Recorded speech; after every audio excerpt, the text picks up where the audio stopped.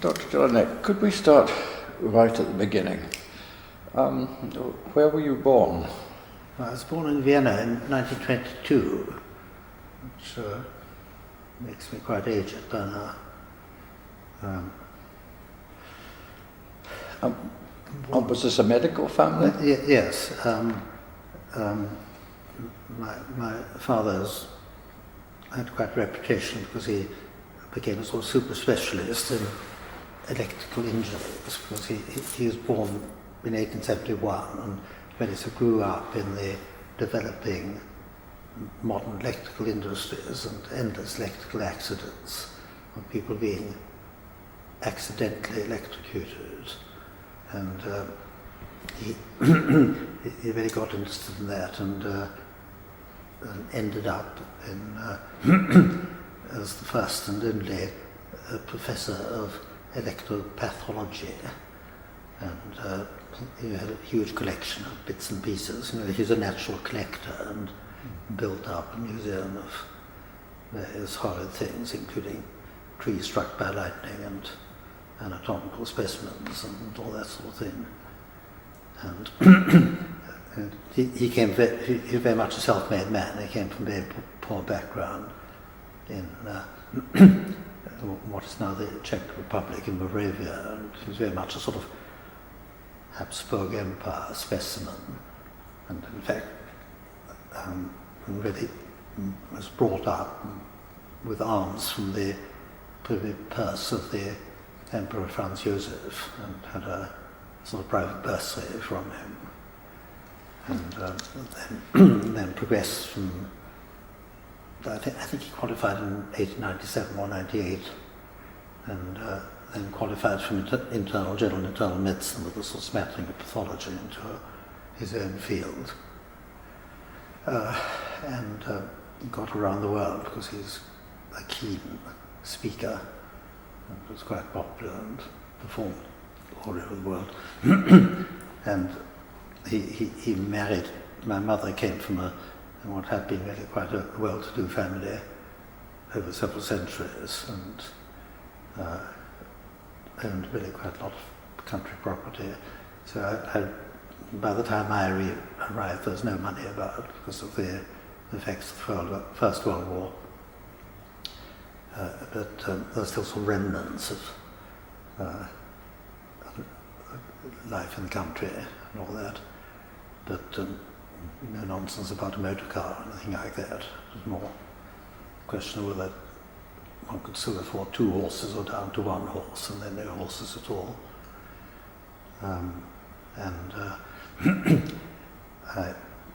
I suppose I had a sort of quite a good education, and really got around quite a lot, largely because of my father's activities and international outings. And I had my first taste of Britain in the early 1930s, and then the last pre-war taste is staying with an old friend of my parents, somebody called Harold Stiles, who was the professor of surgery here in Edinburgh, and lived it up in the Stiles' rather prosperous mansion in Gillen. So a fortnight one summer, I think in 1936 or 37, which gave me grandiose ideas. So where were you educated? I was educated in Vienna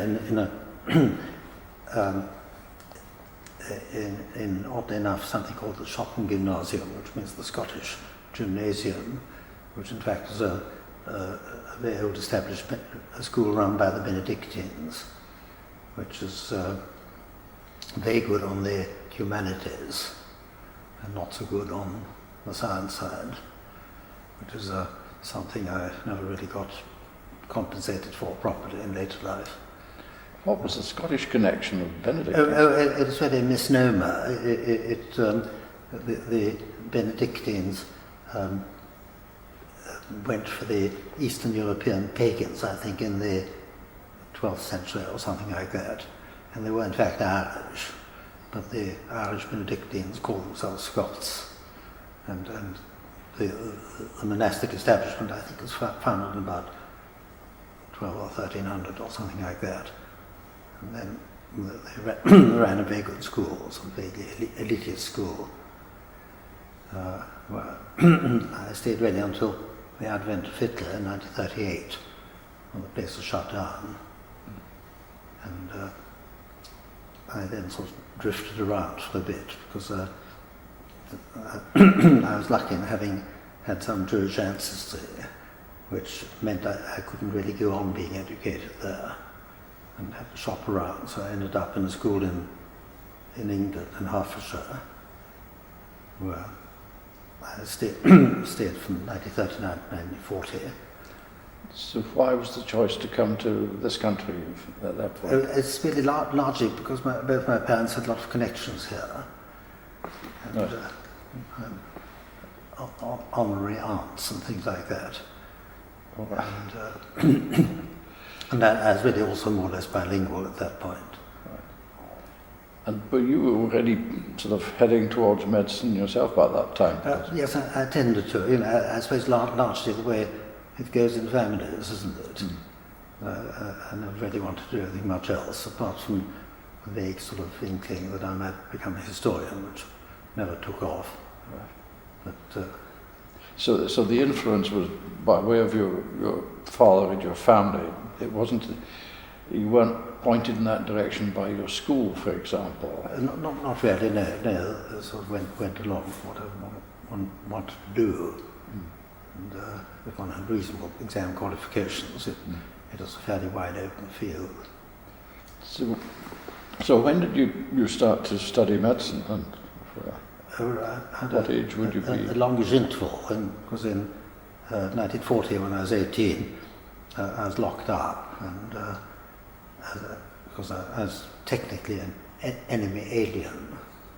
And the local policeman came to the school and on his bicycle and took me away, and I then spent a couple of months in the Isle of Man, and had a really very interesting time, because my fellow internees are a sort of fascinating bunch, to a very large extent self-selected. They tend to be people who had reasons for getting away from Hitler of various kinds, and an enormously wide range of alternative interests, sort of musical, religious, political, diplomatic, all the professions were very well represented there, and really had an extremely interesting time during my 2 months in the Isle of Man. You don't mind to make it sound much like an imprisonment. Well, it was more like a holiday camp. it really consisted of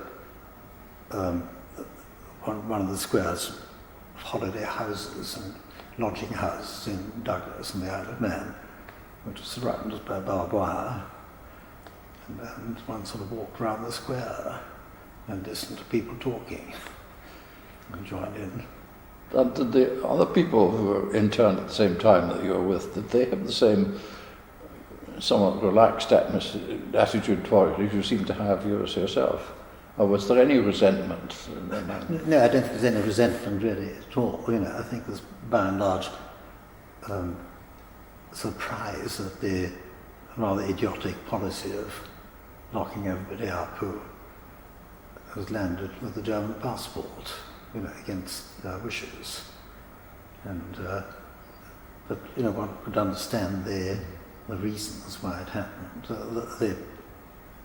Oddly enough, the Home Secretary who locked me up was Churchill's first Home Secretary, Sir John Anderson, who I never met, but subsequently worked for his son, who was then sort of Second Lord Waverley, who was my boss when I was house physician. And we got on extremely well. He never really spoke. I don't think I ever told him his father locked me up. But there's a very good account of indirect account of Sir John Anderson Lord Moran's biography of Russell Brain, when Brain was, I think, sculpted by Epstein, and the previous person Epstein had done was John Anderson, and Brain gives a very amusing account of his conversation with Epstein apropos Anderson, and how he would not like to have been locked up by Anderson. You know, he didn't obviously take very kindly to Anderson. But I gather Anderson, in fact, was a very sort of liberal chap, in spite of the policies he had to pursue. But you know, obviously every day the Isle of Man wanted to get out, and my way of getting out was to join the army, which one could do. And one was given the king's shilling at the time, and swore an oath of allegiance, and suddenly one changed to becoming a private, so having been a detainee or internee. And I then had the usual sort of boring career in the army from 1940 to 1945. But before that, before becoming an intern, did you have in your childhood any contact with the politics of Germany and Nazism and so on? Was that something that passed you by? No, it didn't really pass me by. And my family is entirely sort of non-political and not the least bit interested. But I just had sort of boyish curiosity and sort of cycled about the town to see what was going on. And there was quite enough going on, which was pretty horrid and nasty.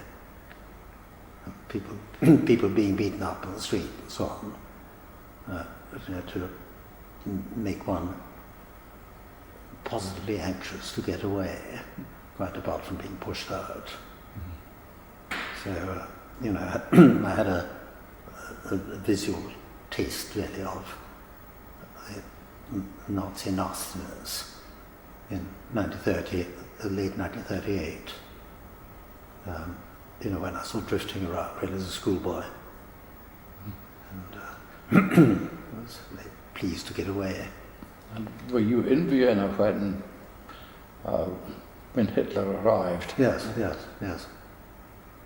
But one sort of more or less lived with that for a long time, because my mother's family estate was in fact right on the German border, just north of Salzburg. And the local good boy or bad boy, in fact, was Hitler in the adjacent town of Braunau, where he was born. And you know, there had been a sort of threat across the river end. You know, the house looked out across into Germany, in fact. And you know, one became very conscious of the German Nazi threat. And there was a very near explosion in 1934. That's 4 years before the actual Anschluss, when the Austrian Nazis tried to take over the Austrian government, and they in fact murdered the then Chancellor, somebody called Dollfuss. And we in fact had the Austrian army sort of billeted in the house to keep out the Germans, which would have been laughable, because there was about a dozen of them or something with rifles and things. And the thing which really kept the Germans out at that time was Mussolini, who disapproved of Hitler in 1934. And of course he changed his tack later, after the Abyssinian War. And so, you know, one obviously had friends who got much more involved politically. And one of my sort of best chums, you know, one of my lots of best chums, and one was the son of the public prosecutor who in fact acted as the prosecutor in the trial of the people who murdered the Chancellor Dollfuss in 1934, and then subsequently got killed by the Nazis in Dachau, in the concentration camp. My contemporary, my friend in fact, ended up fighting on the wrong side and disappeared, sort of lost without trace in somewhere in Yugoslavia late in the war. But he was very much actively anti-Nazi, like the rest of his family. And did you suggest just now that your mother's family knew of Hitler and knew who he was Yes, very much so. before he became famous? Yes, when he was sort of considered a rather dubious local phenomenon. The house, my mother's family house, was in fact a former monastery which had been dissolved in the 18th century and had an enormous church attached to it. Sort of a splendid Baroque building. And Hitler, I'm not quite sure how true this was, supposed to have been baptized there in that local church. He wasn't exactly a good Christian himself. He didn't check up on the entry in the parish register, or probably should have done. There's search to be done, if it's still there. So that obviously you didn't like what was happening and the troubles and the beatings and so on, but you didn't feel particularly involved yourself or threatened by it, or did you at that time? No, I think it's probably conceit on my part. I didn't feel personally threatened. It didn't occur to me that I might be undesirable. But no, I certainly wasn't threatened personally in any way.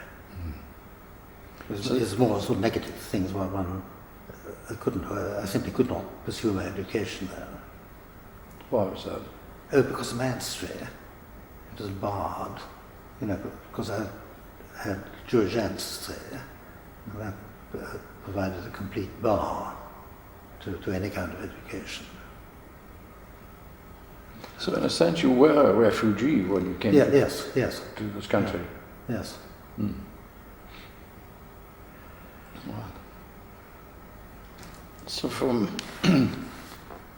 school and what did you do immediately on your arrival in this country in the way of... I went straight to school and really swatted for university entrance exams, which I sort of managed fairly easily and got accepted to an Oxford college really before I was locked up.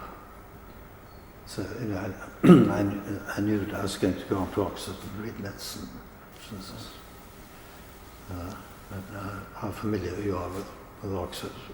It's near the railway station. And what are your thoughts about your time as a student at Oxford as a preparation for medicine?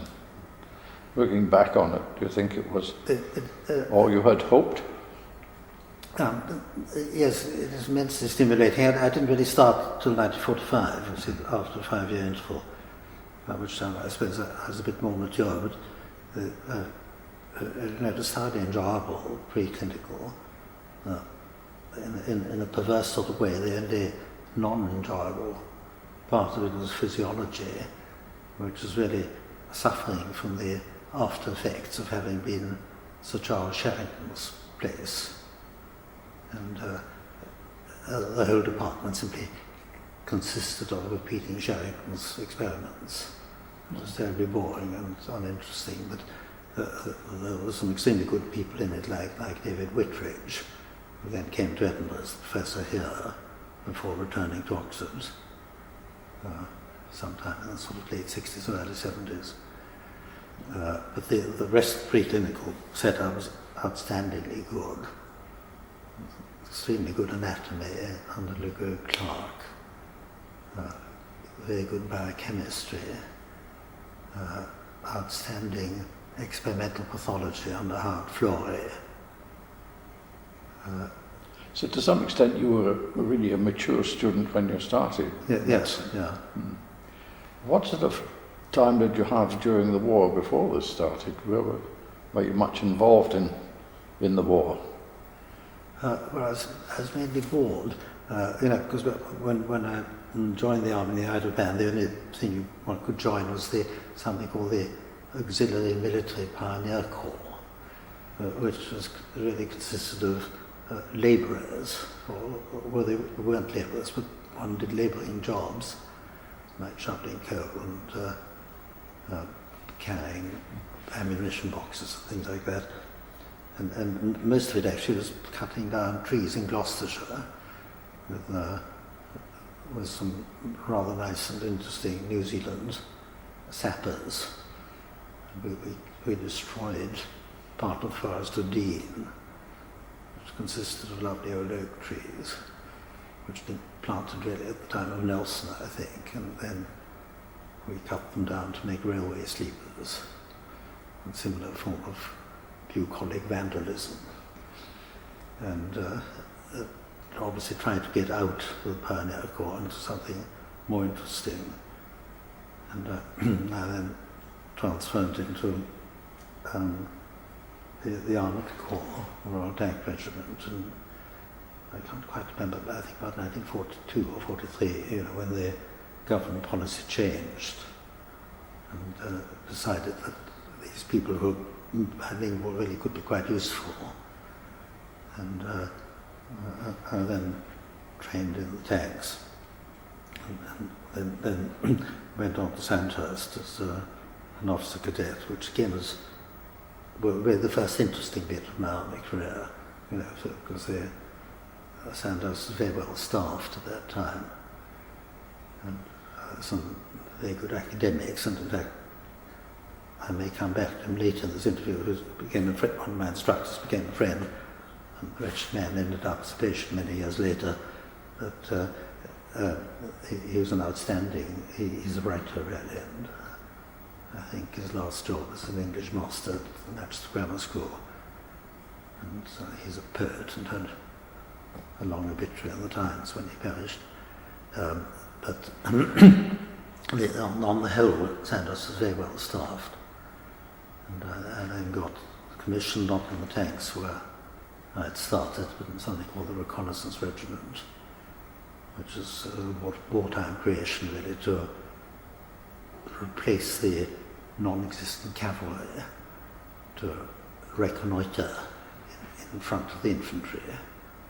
And each infantry division at that stage of the war had a reconnaissance regiment, which really consisted of armoured cars and Bren-gun carriers.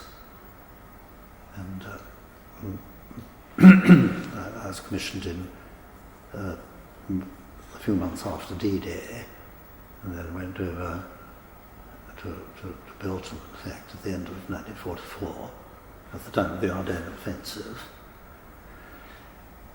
And then really lasted another 3 months after that, where the regiment really had a purpose, because obviously in static warfare there was very little scope for reconnaissance, but once things started moving, there was a field of action for the regiment, and one really became a sort of moving target, prior to infantry engagements.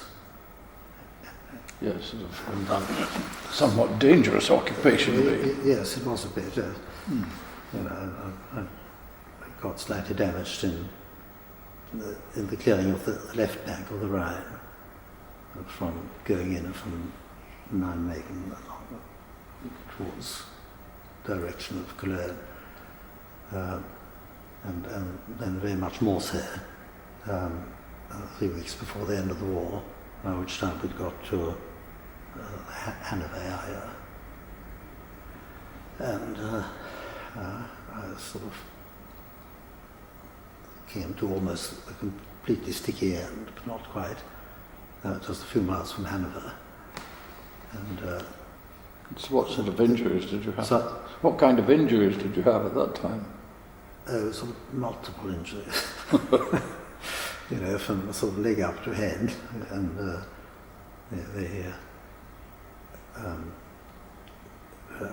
I just remember it happening, then really nothing for the next few days. Each time I was well down the line in hospital. And, Was that when you damaged an eye? yes. And I then really had my the first active encounter with neurology, because I was evacuated via the American medical services to then the British, because we were on the sort of right flank between next door to the Americans. And I then ended up at a place called St Hugh's Hospital in Oxford, which is a special head injury unit, which is run by somebody I'm sure you've heard of called Sir Hugh Cairns, who's an incredibly dynamic Australian who was really one of the sort of first generation of British neurosurgeons, together with Norman Dott here in Edinburgh and Sir Geoffrey Jefferson in Manchester, and all three of them, Cairns, Dott and Jefferson, had been trained by Harvey Cushing in Boston, who's really the founder of modern neurosurgery. And Cairns, who'd become the first professor of surgery in Oxford in the part of the Nuffield Foundation in the late 1930s, used his own department really as the basis of a neurosurgical centre for the armed forces, for which he took over St Hugh's College, which is a girls' college, which is sort of halfway between Radcliffe Infirmary, where he had his beds in his own house in Barbara Road, and he used to cycle and stop off at St Hugh's on the way, and attracted what subsequently turned out to be really the leaders of the British neurosciences in the post-war years. And I remember they invented various pieces of equipment for evacuating casualties with head injuries. yes, and Cairns ranged all over the world and had mobile neurosurgical units which are properly staffed and had head injuries treated early rather than the survivors who rotted away in general units. And again, I got to know Cairns quite well later because I was friendly with his children. And he taught me one lesson, clinical lesson. We taught me several clinical lessons, but one of them was never to feed too much to your patients, because when I was asked down at the house, he'd been told that I'd been patient of St Hugh's, and he sort of greeted me warmly and said, of course, I remember you very well as a patient. He never set eyes on me. He was on one of his foreign trips at the time when I was at St Hugh's for a month or so. And anyhow, from there, really, after 2 or 3 months in hospital, I then really went along the road to Worcester College and set up as a medical student. And were you already inclined towards neurology from that experience, do you think? Well, probably to some extent, yes. I think it's, a lot of my fellow patients are really extremely interesting people. And one of whom I eventually wrote up, sort of intruded on him, because he'd written a lot about himself, and I'd met him a few times. And somebody called Babington, Anthony Babington, and he'd had he's in the sort of same ward as me. He'd had a very bad brain injury in the Arnhem aftermath, which was explored, and they took out a large chunk of his left hemisphere, right down to the ventricle, which meant a hemiplegia, of course, and complete aphasia. And the remarkable thing about Babington really is the way he got over it and round it. Because in spite of his aphasia, which obviously wasn't total after the first few months, he became an eminent judge and also quite an eminent writer about things like the rightness and wrongness of courts martial. And he's very much in the public news. And he really got, not only was he aphasic, but he also couldn't write or read at the beginning. And he really sort of got over that by to begin with having scribes to write for him and people to read for him. And I think his writing and reading both eventually improved quite a bit. But even when he sat as a judge, he had to cope with considerable cerebral problems. But rose to considerable eminence in spite of it.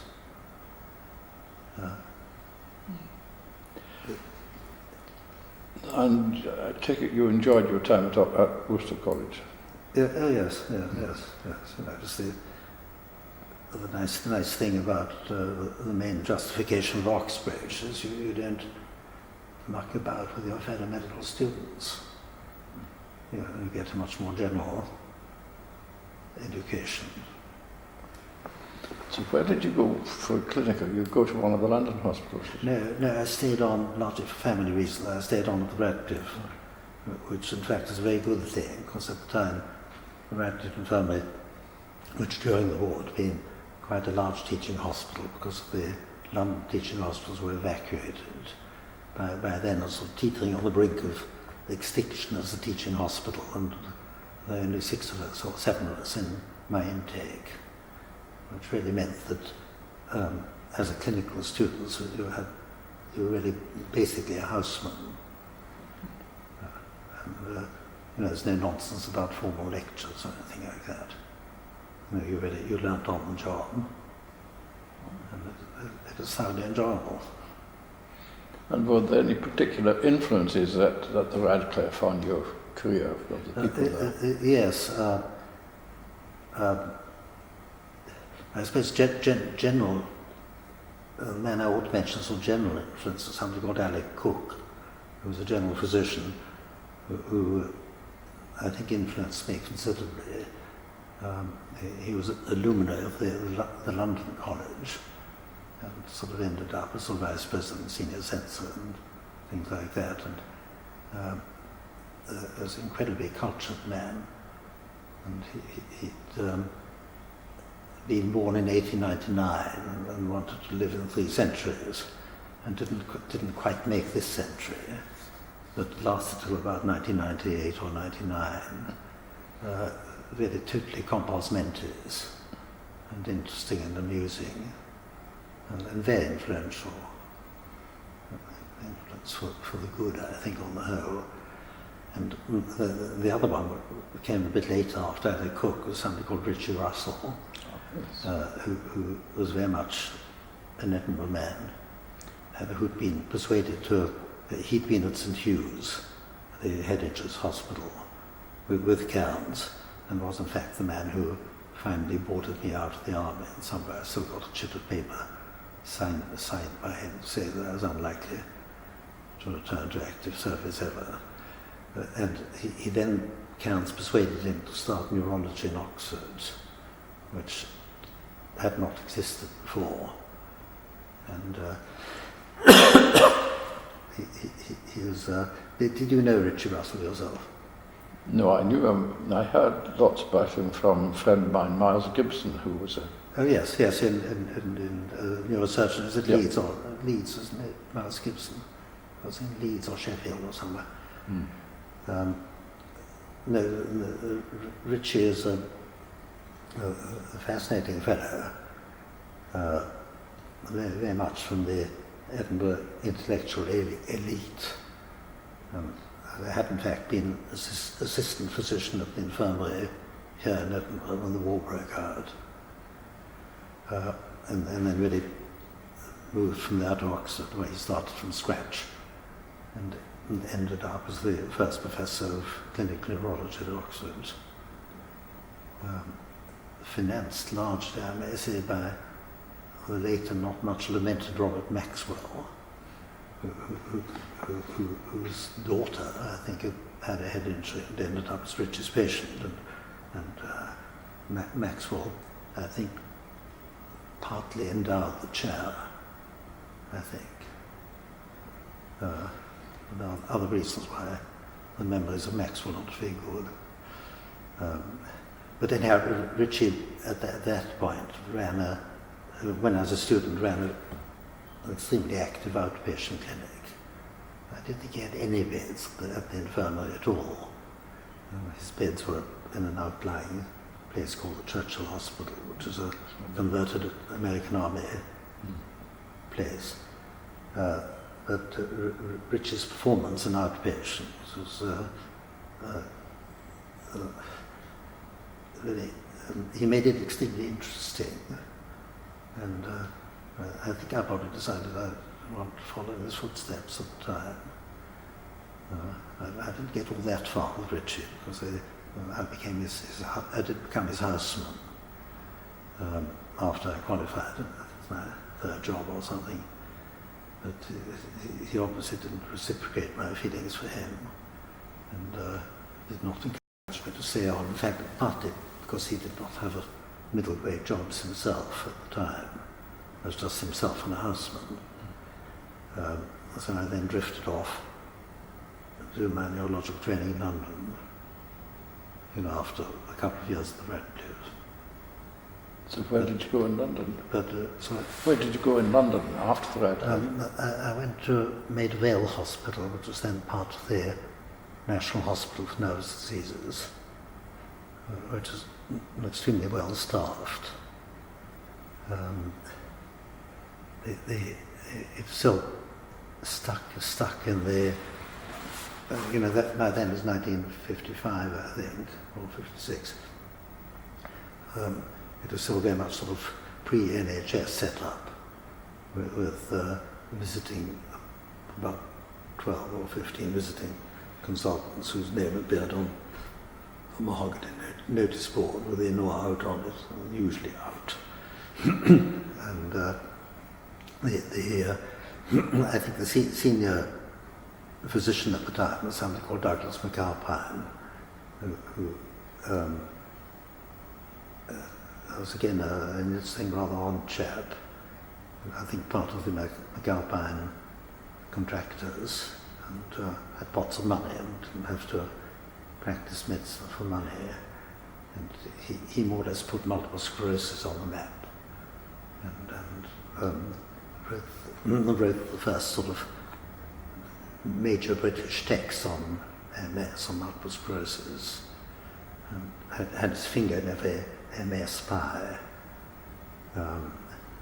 Enormous enthusiast, and it was really in the days when you couldn't diagnose MS properly until it's really quite advanced. Everybody with faint neurological symptoms, according to him, of MS. But he was stimulating and productive. The most influential senior neurologist Maida Vale at my time was Russell Brain, who by then had been become sort of top dog with presidency of the London College for I think these 6 years. The author of every textbook under the sun.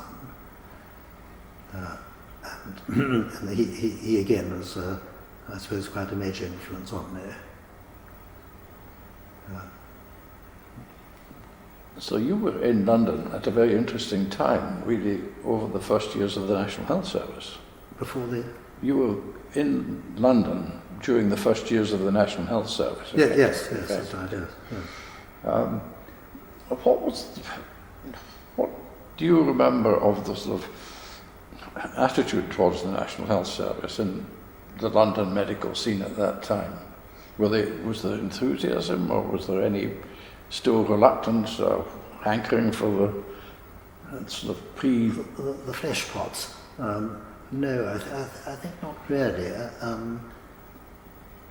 The NHS patients were a mixture of patients at a place like Maida Vale, of both ex-private patients who required the facilities of the NHS and ordinary common or garden NHS patients. And people like Russell Brand would not talk to his NHS patients. And I really mean that.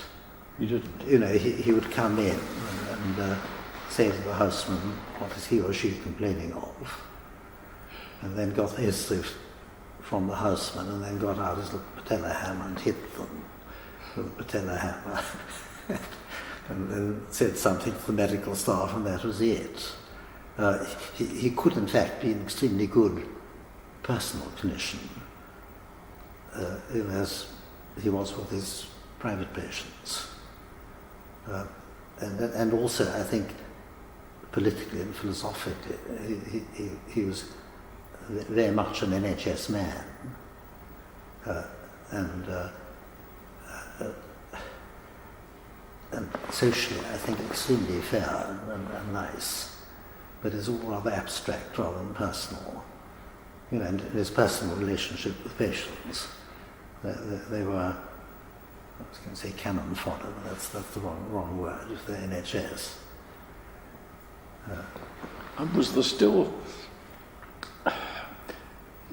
any sort of division upon to you between those who were principally in private practice and those who were in the more academic centres in London? Yes.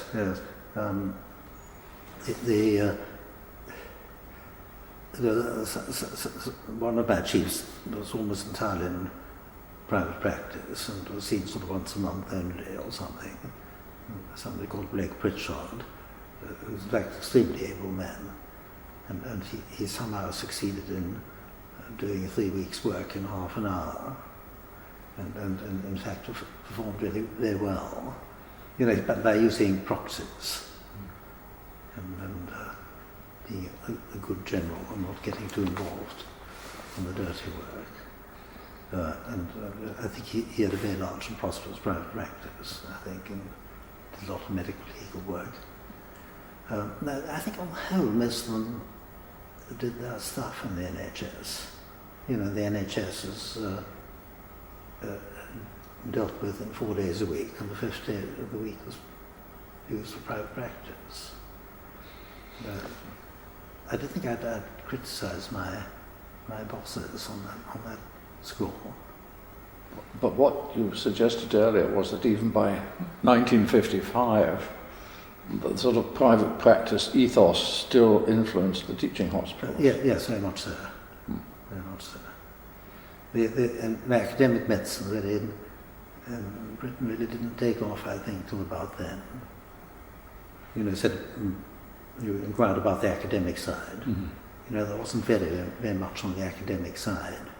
I think partly because of the personalities of the professors involved, I think. You know, they weren't terribly approachable and didn't get too mixed up in the clinical work. You know, they tended to be organizational professors rather than clinical professors. So you would see the persistence of that ethos as partly the inclination of the people in private practice, but also from the attitude of the academics as well, so that it was... Yeah, I think the academics on the whole tended to disapprove of private practice and thought anybody who did private practice was no good. In fact, I think the two are entirely compatible. But in fact, there simply wasn't all that much academic medicine, except places like the Hammersmith at the time. The National Hospital, Queen's Square, which was really sort of the senior partner of Maida Vale, had quite a few good academics, but I think on the whole one wouldn't have wanted to go and see them as a patient, I think. So tell me about the next stage, because you would have to sit the membership at some point. Yeah, presumably. Well, that sort of, I was doing some clearing out of the attic and sort of found and chucked out my membership roll. It was 1955, which is 3 years after I qualified, so I was fairly quick with that, and got that out of the way. But that really didn't get you anywhere much at the time, because the ladder was decidedly steep and narrowing, career ladder. And I became a senior registrar fairly quickly, but after that I got rather stuck at that grade. Where were you a senior registrar? I think 1956. And where? Sorry? At Maida Vale. At Maida Vale, yeah. Right. And at that time one got part-time consultant jobs, sort of amphibious, for I think 2 or 3 or 4 sessions as a consultant at Mount Vernon Hospital, which is a peripheral hospital, combined with the Radium Institute, which sounded very good on paper. It seemed like a superior academic establishment. It wasn't really. It was just a rather good peripheral hospital.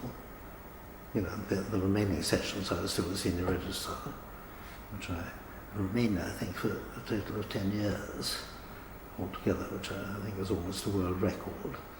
Because there weren't very many consultant jobs in those days.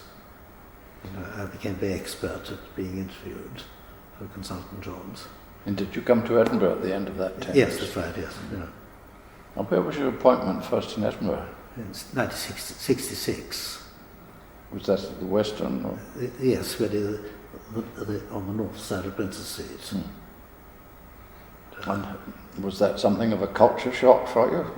Well, not really, no, because I visited here quite often and knew quite a lot of people.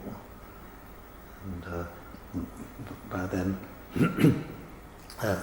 Stanley Davidson, if you believe Stanley Davidson and anything, had really transferred the parochial establishment into a much wider, outward-looking setup. And most of the staff north of Princess Street by then were in fact not Edinburgh trained at all. The Western General Hospital is almost entirely imported talent. I think almost John McLeod, I think, is almost the Edinburgh product on the consultant staff of the Western at that time, at least the only one I can think of at the moment, on the medical side. So you would think of Stanley Davidson, who imported everybody, as having done something worthwhile by doing so. I think so.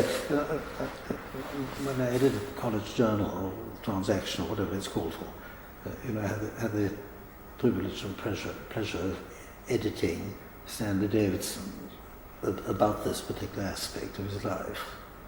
And he was very pleased with himself about what he'd done, I think quite rightly so. He really seemed to have started from scratch. And, it was quite an undertaking to transform what had been a poorhouse. That's right, yes. Make it into an academic centre. Yes. I have an idea, maybe inaccurate, that there was some thought at that time of making the Western and set up almost into another Hammersmith, something of that kind, with postgraduate sort of teaching. Yes, I wasn't in on these arguments really. You probably get more about this aspect of life of the Western from people like Michael Matthews, you know, who's I think more involved in the organisational problems. I simply enjoyed working at the Western with the consultant staff there, all of whom were, I would have thought, almost certainly not all, but damn near all, very able and intelligent, cooperative, and very good doctors.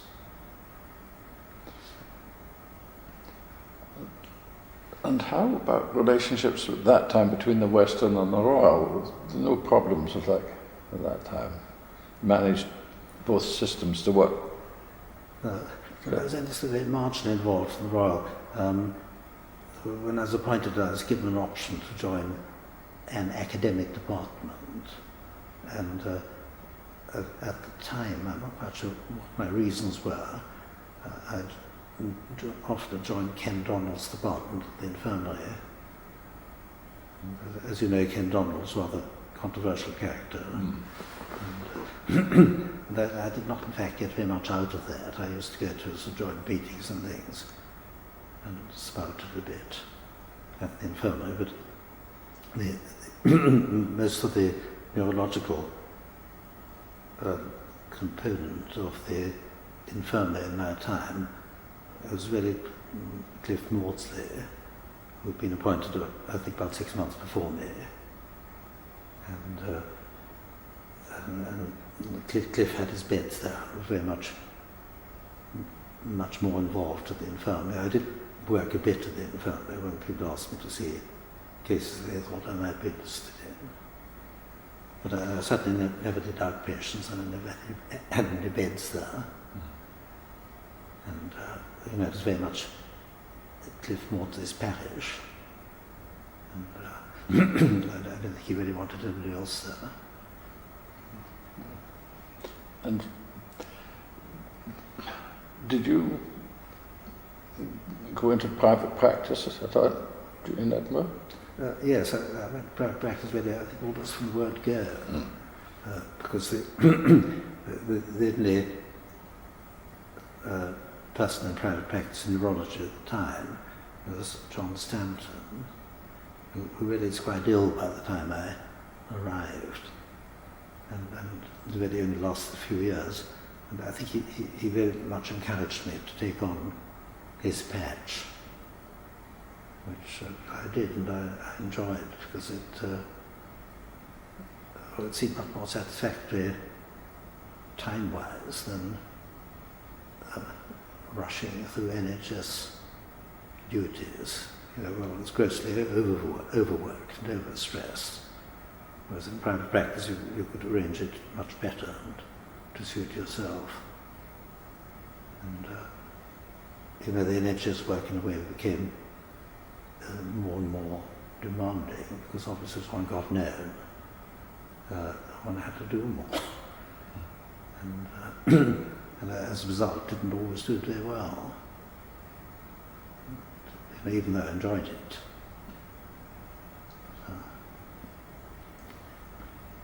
And how did you find general practice in Edinburgh compared to the south? My idea is there wasn't quite so much private practice here as in London. Yes, there's much less in the south, I think, largely because the general facilities are so much better. The NHS facilities are so much better than in the south. You know, whatever private practice there was in Edinburgh at the time tended to be the what the Mitfords call the upper classes, who went in for private medicine because that's the done thing. And I think there was less private practice because the NHS was so bad, whereas in the south, you know, that's the main reason for private practice flourishing at that time.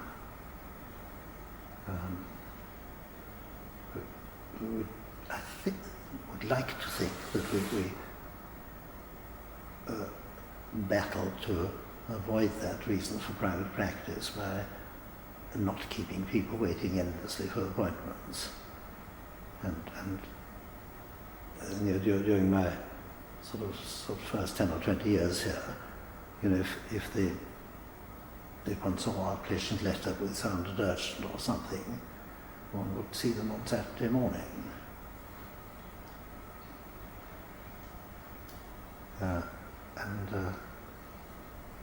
One hoped to keep NHS practice more reasonable and satisfactory that way. Eventually, I think it was kiboshed by the administration because it meant having to pay secretaries and a radiographer and such like. And my last years, you know, my Saturday morning clinics were discouraged. I'd like to know a bit more about the Edinburgh scene when you arrived and your reaction to it, coming here from south at that point. You mentioned Stanley Davidson, for example. Yeah. Were there any other people who made any impression on you when you arrived, a particular impression, I should say? Well, I suppose I haven't really thought about this, but after having thought about it now for 2 seconds, I would have thought probably Ted French, who's an old-fashioned general physician at the Western, who seemed to be extremely good at his job, and an extremely interesting man, and some total integrity and all that. I think everybody thought well of Ted. You know, he was fascinated, I think, by his job, and managed to transmit this to his juniors and his students.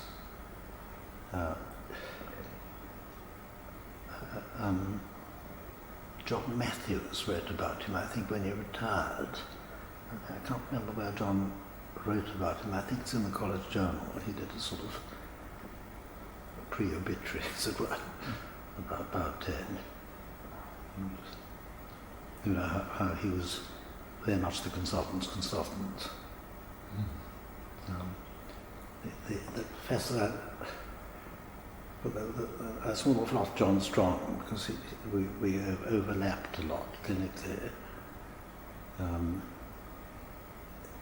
You know, I'm very much impressed by John and liked him very much and still like him. The neurosurgeons, I think by the time I got here, were very much the second generation rather than first. Norman Dodd was still about and would come to meetings, would keep his mouth shut, even though he obviously strongly disapproved of a lot of things which were being said and done. You know, he probably comes under the heading of a few great men one has known. I think Norman Dodd probably was, but I've never actually worked with him. You know, obviously saw some of his ex-patients. Trying to think. General surgeons, I think I wouldn't pick anybody out. We already mentioned Ken Donald, who impressed me as an organizer, because I was sort of secretary of some wretched committee on that he chaired, and I thought he was obviously an extraordinarily able man, in spite of his failings in other ways.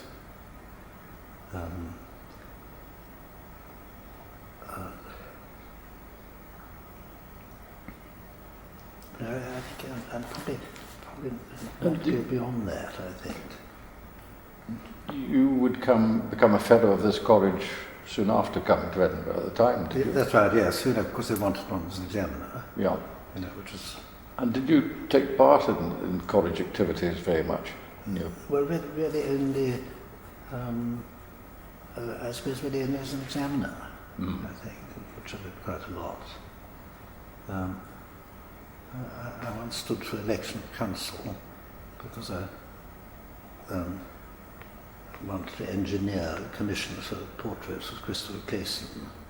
It was done, I stood with the purposes of failed to get elected. I'm not quite sure about how wide a margin, but anyhow, the commission with the portrait came off, so I had no bad feelings about not having been elected. And then I ran the college journal for, I think after Chalmers Davidson. I think Chalmers Davidson started the journal, which thank God, I think Proceedings at the time. And then when Chalmers retired, I took it on for about 5 or 6 years, and then decided I'd had enough. And I think that's been some total of my college involvements, apart from enjoying meetings and social occasions. So that leads me into perhaps a subject I would like to hear your views. What do you think about the college and its future and its place? Have you thought about it at all? Because these are changing times. Yes. But not an absolutely straight answer, but one of the first things I did when I became the editor of the College Journal of Transactions is write an editorial about the idiotic Edinburgh setup of having 2 colleges in a small town. The surgeons and the physicians ought to club together and made much more sense of the whole college system. If you weren't limited to, as it were, your own breed. But, it wasn't a highly original opinion, and it sank. It was never taken up by anybody, I think. What was the reaction to your editorial? I think total silence, I think. No reaction at all, but I would have thought that it would make much more sense for the whole Edinburgh medical scene if there's one college rather than a multitude. Obviously one doesn't want to lose a place like this building. I'd happily lose the College of Surgeons building, which I think is nothing like as good. It's very difficult to know what the function of a college ought to be. Clearly it ought to advise government, shouldn't it?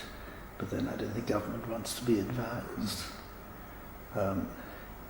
It reduplicates a lot of what the university ought to be doing. Educationally ready. I think postgraduate education is probably really ought to be the province of the university rather than the college.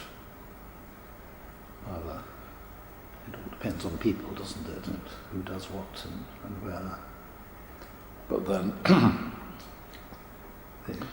the the controversy that you touched on has a long history, doesn't it? I mean, James VI wanted there to be one college for the whole of Scotland, which yes. didn't come off at that time, and there have been many attempts since then. They have all failed. Yes. No, it's one of the deep political waters, isn't it? There's, like all the current fuss about members of Parliament, they want to reduce the number of MPs in London, with 600 being too many for a population of 60 million. Mm. So here we've got 110 for a population of 6. Mm. And, I think you can overdo government, I think, and organisation. But in a way, the Edinburgh colleges would justify their existence by indicating that such a high proportion of the fellows are overseas, and therefore it's not simply an Edinburgh organisation. I'm not quite sure how strong the reality of the overseas fellows is. Mm. They obviously like to come here when they come here anyhow, for mainly social reasons. But I think the overseas function, I think, is bound to dwindle, isn't it? Mm. With the third world becoming second world or first world and all that. So certainly that would be one of the main factors one has to take into account in thinking of a future for the college. Yeah. Is that part of the fellowship is, as you And said. as a Glaswegian, how functional is the joint college in Glasgow? Do the physician and the surgeons actually talk to each other more than they do here? Or am I talking a lot of theoretical rot? I think that is probably so, and I think probably from a purely financial situation it is much more efficient Yes, to makes more have sense. one. Yeah. But on the subject I'm completely neutral. Yeah.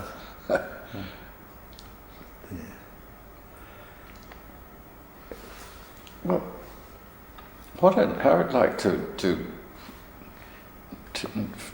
round off this interview, have you got any ideas of something that you would like to record for people who will be looking at this video later that we haven't touched on? My idea is that I haven't asked very many specific questions because I wanted to keep everything as general and coming from you, Yes. because I don't know what people will be interested in inquiring about through this video some years from now. Yes, it's an enormous topic, isn't it? And how's one going to remember it at all? I think what one's only hope is that somebody will start reading one later in the future. Part obviously one's own family will remember one, or up to a point, but the world at large won't. Unless somebody stumbles on one's scribblings, which I think is the only sort of possible angle on immortality one has in medicine, I think. Yeah.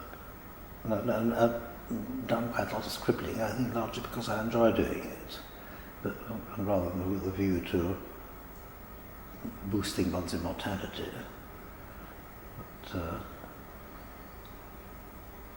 But it's obviously nice to meet one's old students, or more precisely to be hailed by somebody as someone who's taught them something. But that is decidedly a dwindling asset, isn't it? I think one probably, if anything, would like to be remembered as somebody who scribbled rather than anything else. I think what I enjoyed most in my career is the actual clinical side, which is obviously over and done with. Mm. Could I ask you then one final question? If you were starting again, would medicine be your career all the way? Yes, undoubtedly. I enjoyed it very much. And not also sure about the future. Like everybody else, I get notes from my family, and both my son and my daughter in medicine, but they obviously don't want their children to go in. I'm not quite sure how serious they are in that, but they're not being encouraged to go into medicine. Because all the satisfaction at the moment about organisation. One's probably spared that in our time. I think we obviously always moaned about the health pool and so on, but by and large we had sort of fairly benevolent government, which one could influence a bit, I think, if one had a good case.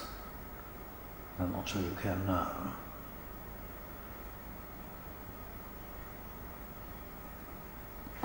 Thank you very much. I think that's got 4 minutes.